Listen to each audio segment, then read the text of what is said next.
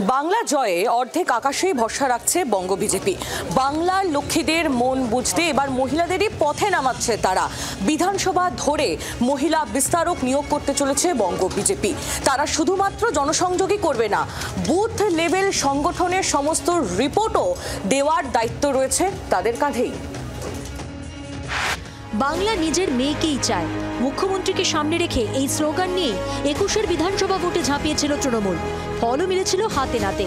উজাড় করে তৃণমূলকে ভোট দিয়েছিলেন বাংলার মহিলারা।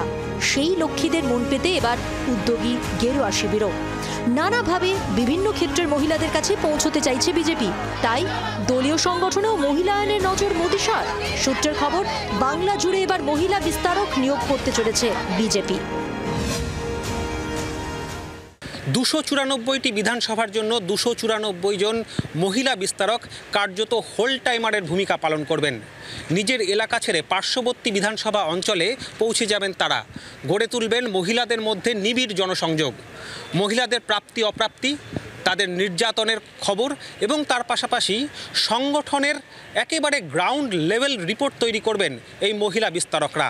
বর্তমান মহিলা বিস্তারক আমরা দিয়েছি বিভিন্ন বিধানসভা ওয়াইজ, কারণ আপনারা জানেন যে পশ্চিমবঙ্গে সবথেকে বেশি নিপীড়িত মহিলারাই।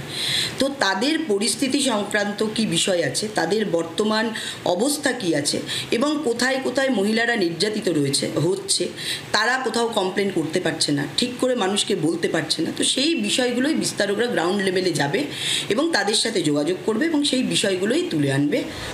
মহিলা বিস্তারক নিয়োগে ইতিমধ্যেই কেন্দ্রীয় নেতৃত্বের অনুমোদন মিলেছে বলে সূত্রের খবর। আগামী কয়েকদিনের মধ্যে বাংলার ২৯৪টি বিধানসভার বিভিন্ন জায়গায় পৌঁছে যাবেন মহিলা বিস্তারকরা।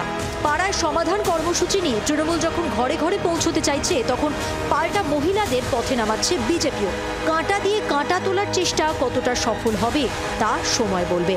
ক্যামেরায় কমল জানার সঙ্গে কমলাক্ষ ভট্টাচার্যের রিপোর্ট, জি২৪ ঘন্টা। বাংলার আওয়াজ, বাঙালির আবেগ, জি২৪ ঘন্টা।